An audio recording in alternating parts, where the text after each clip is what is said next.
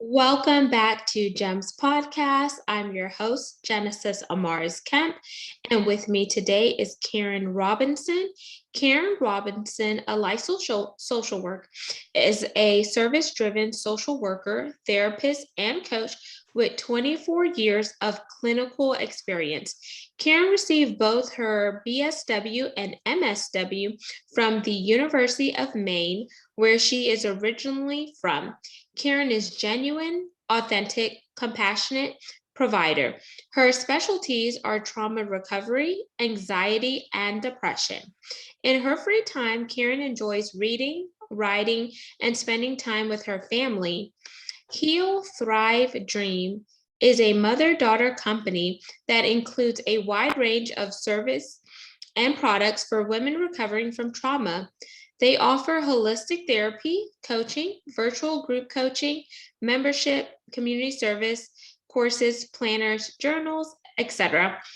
They are a one-stop shop for women who are ready to fire their boss, as they offer touchless e-commerce agencies and a full-service digital agency to assist with websites, logos, social media management, etc. And they also teach survivors how to explore relationship and affiliate marketing, as a several streams of revenue will set them up for the best chance of success in every aspect of their life. And without further ado, please welcome Karen Robinson to GEMS Podcast. Thank you, Genesis, for having me on today. My pleasure. And today, Karen, we're going to unpack career women recovering from trauma. I know there are various areas of trauma, so we're going to start with learning a little bit more about what you've seen professionally and how that has helped you personally with the business you're doing now. Yeah, sure. So my experience working with women is that oftentimes there's a background of childhood abuse that could either be physical, emotional, or sexual. And usually there's some sort of combination. And it could also be women who grew up in homes with domestic violence, okay? And what tends to happen is that foundation, with them having so many cracks in their foundation growing up, what can happen later is they end up in other relationships that recreate those problems. So it's not uncommon for a survivor to have a history of sexual assault or being with partners that are domestically violent or just are not kind to them. The other problem I see with women who are survivors is they tolerate a lot of crap in the workplace. So I like to work with women to not do that any longer. I like to give them options to get out. And why do you feel like some women tolerate that crap in the workplace versus building their exit strategy to successfully navigate outside of that and really overcome some of that trauma? Like, is it maybe fear, mindset issues, or etc. that you've seen professionally with your area of expertise? Yeah, I think it's complicated. I think one of the issues is people often feel stuck, is one. And two, I think we buy into the belief that, well, maybe this is just what I deserve, or maybe I'm the problem, you know? And I think whenever there's a position where there's a lot of people in power over you, it can feel very intimidating to bring our voice and, and say what we need, what we think, what we see as abuse or toxic work environment. So I think it's complicated. Yeah, so I guess it depends on a case-by-case basis and what that individual is dealing with, because I know there are various types of trauma.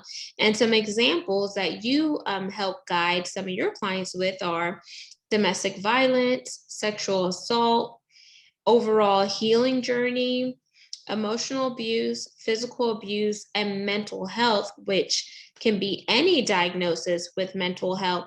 So whenever we think about those and we think about women are very complex, and I like to use the analogy, women are like noodles because we can interweave in different forms and fashions, whereas men are like waffles. They like to compartmentalize and they like to fix things.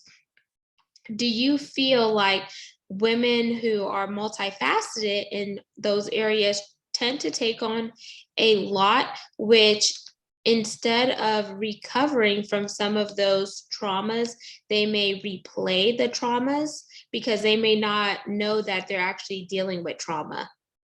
Right, right, exactly. So I think if they're getting a lot of grief from their bosses on certain areas, they may not be conscious that it's triggering other authority figures in their childhood that maybe talk to them a certain way. And so they don't question that interaction, or maybe they feel like they're just being too sensitive. Like, and so I think that's why it's so important to tell our stories and share with others what we're going through. Because then maybe it's a good friend or a therapist or a mentor who says, what they said to you is not okay.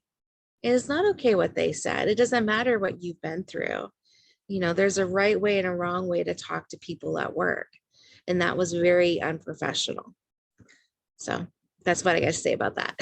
Absolutely. And how can we as women support one another and encourage each other to really stand up? Because sometimes women don't always want to quote unquote stand up and be put in the spotlight because they're like, well, what about if they see me this way? Or well, what about if my ranking suffers? Or, I get a demerit, or whatever the case may be.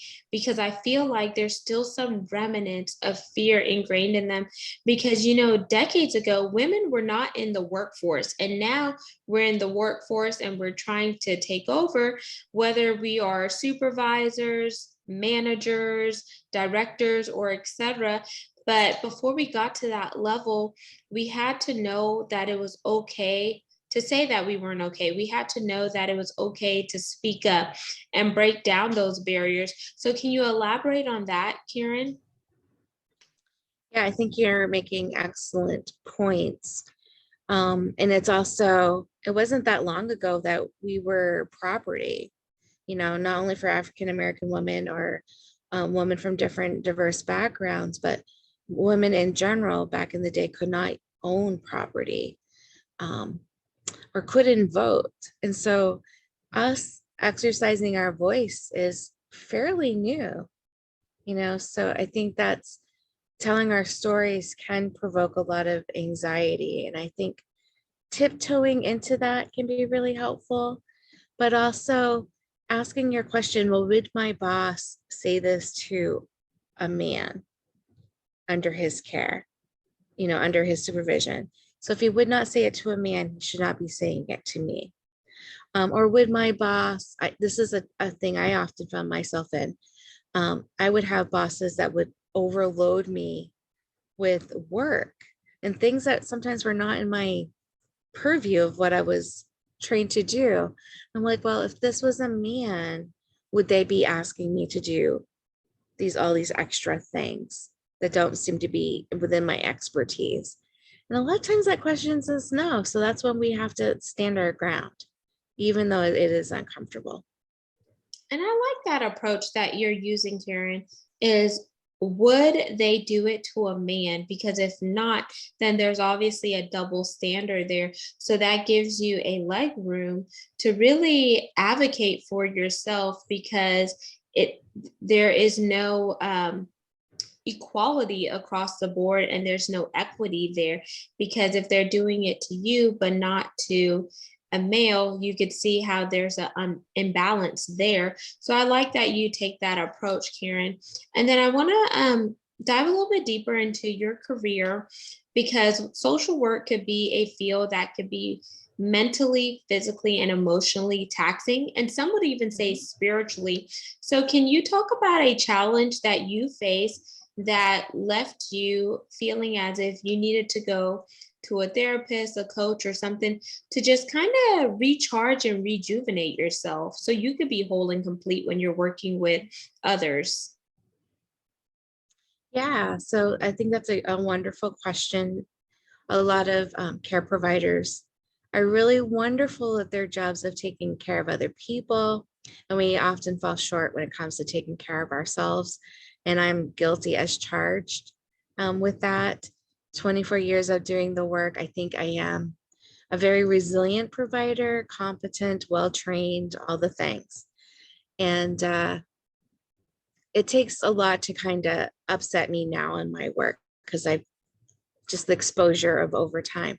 But there are things that come up that are super sensitive. And I think suicide is one of those areas that are a horrific trauma that's above and beyond what I'm used to hearing. And that could be combat related or interpersonal. For example, I worked with a woman once who, when she told about her abuse, the uncle that had been abusing her literally buried her underground in the forest just overnight with just her head above ground. And so all night long, hearing animals and noises in the pitch black of night, I could feel like she was hyperventilating as she was telling this. I could feel, her anxiety, her pain. That was hard for me to shake off. Those are the things I have to work on in my own therapy, is like, how can I bear witness to another suffering and not suffer myself? It's work. Wow. As you were saying that, I'm not sure if you saw my facial reaction because I was like, I cannot even imagine Mhm. what that woman went through to be buried in the forest at nighttime with just her head above. That had to really, Yeah, it's out there, right? yeah. And so what does that say to that little, she was a little girl at the time that happened. Um, so what does that say about her voice? And the person she told, which was her grandmother, did not believe her, didn't do anything to stop the abuse. So the abuse continued. So is it an example? She tried to use her voice and it backfired, So, when we're in the profession of telling people to tell their stories and use their voice, um, that was super hard for me. And I did have to get help around that and learning how to process my own stuff when it comes up. And I'm glad that you were able to help her, but then also help yourself by realizing that you needed to get some help to help you overcome the traumatizing story that you just heard.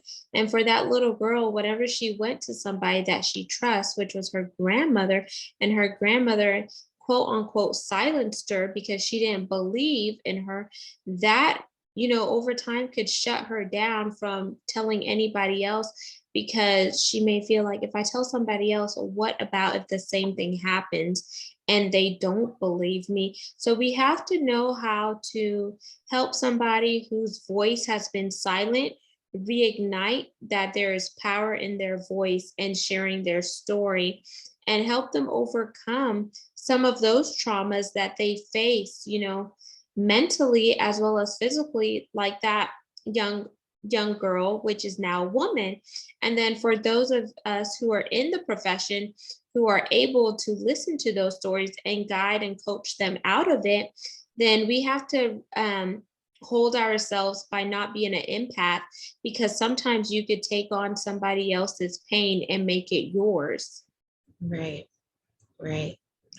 And Yeah, when you do that, I feel like your judgment gets skewed and it gets a little bit cloudy because you're not able to separate the two. exactly. Yeah. So one of the things I do with adult women is remembering that, you know, teaching them to remember that as a little child, they were often trapped in their environments. Um, so I remind them as an adult, there are more choices, that there is safety, you know, And so if once an adult is in a safe relation, not a safe relationship, but has safety in their life, like whether that means they know like when they go home at night and they close their door to go to sleep at night, that they're free from being sexually abused. It can be very helpful when they're triggered by memories to just remember, I am safe, I am safe, I am safe. My voice now is more effective. I can tell my story. There are people now who believe me. And what happened is not okay. So it seems like the exercise that you're doing there is causing them to scrub away some of that negativity and that paradigm shift by reprogramming into them safety, security, and calmness, because once they have that, they can sleep a little better, they feel at ease, and it also lessens the anxiety. Would that be the purpose of that exercise, Karen? Yeah, because a lot of survivors have panic attacks. And it's because of that old tape playing over and over of not being safe, not having a voice, or feeling like you don't have a voice, or people not believing you. And so, truth to power, we have to say, well, wait a minute, that was true then, but it's not true now. Now, granted, that works better if people are in healthy relationships or alone. It's better to be alone, frankly, than to be in an unhealthy, toxic relationship where you're feeling beat down and abused, either emotionally or physically. So once you're in a safe environment, then I really hone in on those skills, that thinking tape of, I am safe. I do have a voice. There are people who believe me. Because there's evidence at that point. Yep, that's so true. And I guess to just paint in another analogy here is if you think about our cell phones, we all have them and we're all on our phones multiple times a day. If you think about whether you're on an iOS device or an Android device, there's certain times where the Apple Store or the Play Store will have you update certain apps on your phone. And if those apps have to go through an update in order to upgrade, then we have to go through a process where we have to update and upgrade our internal software, which is our mind, body, and soul. And there's certain things that we have to put into place to make sure that we are fully functioning at an optimal level. So if you think about the phone analogy and the app analogy, think about applying that to your life. It's a wonderful analogy. I have not heard that one yet. Did you come up with that one? Yes. Hopefully just now or before? No, just now. Wow. To have your brain. That was beautiful. Thank you. Yeah. I thought about it because my phone is like right next to me and I'm always checking to see if there's something that needs to be updated, because if you're in a specific app and it's not functioning properly, you're like, what's going on with my app? So you need to go into the store and see, okay, maybe it's a software outdated. Do I need to update it in order for it to function, whether it's your bank app or Instagram or whatnot? Because we all want something that works, properly, and we don't want it to be slow. Yeah, and I think our paradigms, the way we think about things, need to be upgraded on the regular, right? Like, wait a minute, just because something was true then does not mean it's true now. And we're constantly growing. We're constantly learning more about ourselves. We're constantly learning that whatever we used to think was impossible that's no longer the case. Just because something hasn't been done just means someone hasn't done it yet. And why not that person be you? So that's cool. Absolutely. And now I want to get into some tips and tricks for those women who are career driven, working that 9 to 5, or if you're that boss babe running your own company. Karen, what are some tips and tricks that you've used with some of your clients to help them really level up and overcome that hurdle of trauma? Yeah. So mind, body, spirit is definitely the areas I like to hit. And so we talk a lot about one, just brainstorming, like brain dumping, really, all the different areas in their life that they want to work on and improve. Okay. And then I teach as we're doing this, like, don't get overwhelmed. It's just an exercise of just letting it all out, letting it all out. Like, what are things that you've always wanted to do to learn? And then we chunk it up, right? So like put it into categories. What makes sense for your planner now in this season of your life? And what needs to wait to a different season of your life? You know, so if your marriage is in trouble now, maybe that's the time you get a relationship expert involved. That's when you read the marital therapy books. That's when you do the workbooks. That's when you work on your date nights and your marriage meetings and you go all in. But if you're an accountant and it's tax time, maybe putting 1,000% into your relationship is not possible. So that's when you're really upping your game on how can you be more efficient at work? Like, what processes can you have in place? You know, what simple meals can you have ready for those long work days? So I really believe in creating the life that you want by first like putting it out on paper, like all the different things you want to achieve, but also then being realistic. Okay, what can I do now? And maybe like if there's some parenting work you want to do, maybe you're doing something on the quarter for it. Maybe once a quarter you take your child on a date, or that's when you're working on a parenting manual. But we can't do all the things at once. And type A successful women want to do all things all at the same time, and it does not work. That's when we get overwhelmed and anxious. Yes, I like that. And whenever you were saying to write it down, and then you also talked about chunking it up, I thought about another analogy, the pie analogy. So whether you like key lime pie, lemon meringue, or maybe you're a cheesecake lover, or you could even say cake, everyone wants that nice size of cake. And you don't want somebody else to have a bigger piece of cake than you do, unless you're dieting, right? So, just like that cake or pie has to be cut, some people cut it in forks and then they split the forks into halves. So it could be, nicely cut. So, how are you taking what is given in your life? So, let this be your life and then chunk it out, whether it's social time, business time, whether it's time for innovation or whatever, and then put that into your pie and just really think about where you're spending your time. How much time are you allocating there? Is it building you up or is it taking away? And then also ask yourself, is this adding value to me?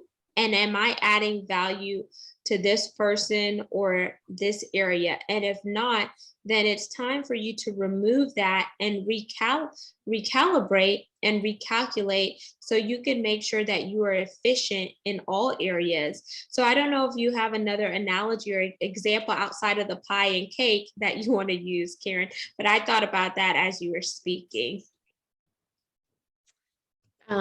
Not one particular one is coming to mind right now, but I will think about that. So I think it's good, and I love your work on analogies. Analogies are, in general, very, very helpful for people in therapy because the visual of it tends to be super helpful.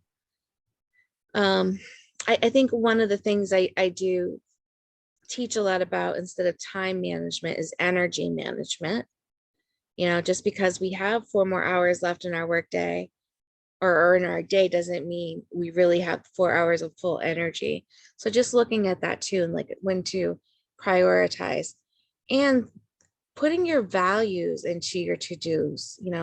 If we do our priority list based on our values, won't that shift things up a little bit? Won't that move email check into the bottom of the list instead of the top of the list? So just looking at our values and plugging on our calendar the things that really move the needle, plugging in those things first instead of last. That is amazing. And calendars are so, so beneficial.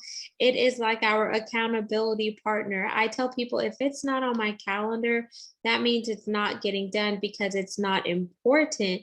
Because my calendar is what holds me accountable to myself, because I want to make sure that I'm being intentional with the time that I have, because we all have 24 hours of the day. So just like those millionaires and billionaires, they're successful because they're also maintaining what time they're spending and where they're spending it. So if you want to come into success and you want to get out of that rut, be intentional with the time that you're spending. Be intentional on what you're listening to, personal development. Are you listening to audiobooks? Are you listening to podcasts? Are you listening to things that build you up and feed your soul? Exercise is a good way to overcome trauma too, and also release those stress levels, because if your cortisol levels are too high, that will bring on unwanted sicknesses and illnesses. So be mindful there, whether you're going for a walk, a run, a jog, or swimming, or doing some type of physical activity that helps overall, because you're clearing your mind from the day-to-day hustle and bustle, and you're doing something that's fueling your body. Also, nutrition too can be very important when you're on Mhm. the road to recovery and healing. So those are some other things to be mindful of. Yeah, and the other tip I have is when I get people to brainstorm, I ask what's an area that overlaps. And one that I have found that overlaps many different categories of our life are exercises like yoga. Yoga is good for our physical body, releasing physical tension. It releases emotional tension, so it's good for our mental health. It's good for our spirituality because we can be really mindful and practice gratitude, which is our fundamentals in spirituality. Getting close to our souls and our core. And then if we do yoga with our partner or a friend, it's either in the relationship bucket or the social bucket. So I love things like that. Like, okay, what's something that I can do that helps me feel empowered in many areas of my life? Amazing. Yes, that was a great addition, Karen. And as we begin to wind down, I want you to leave the listeners and viewers with the call to action for this segment, something that is going to help them recover from trauma, or share this segment with somebody, or Mhm. etc. Okay. So anyone out there that is a survivor, I do offer a program. I have two. One's a free program on Facebook. It's a support group for women recovering from trauma, where we have themes every day on different things that you can collaborate with other survivors with. And then the other is I do have a paid membership that's in beta right now. And the membership comes with 2 coaching calls a month. And there's a theme every month. Trauma impacts every area of a woman's life. So each month there's a theme on that area impacted, and how we have a mini course about that area. The 2 coaching calls, we have journaling prompts and affirmations of the month based on recovering in that area. So it's unique, it's one of a kind. My plan is to make this a global membership. We also offer scholarships for women all over the world. I just sold my first scholarship. A woman that was more abundant that I know, she purchased a scholarship for a woman who's a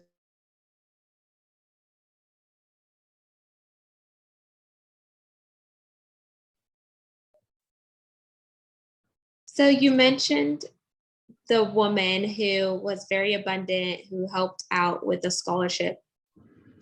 yeah. So um, women who have means and want to support women um, that are in a different path in their recovery, you can purchase a scholarship. The scholarships are set forever at $28 a month. I'm never going to increase that fee. And so if you're not a survivor or a survivor doing very well, you can sponsor another woman anywhere in the world that could benefit from the support. So that's a cool thing that we also offer. That is beautiful. And I'm so glad that a woman was able to be a sponsor so she could give that gift to somebody else. And Karen, how can our listeners and viewers connect with you on social media and plug your website? Sure. So the membership is healingfromtraumatogether.com.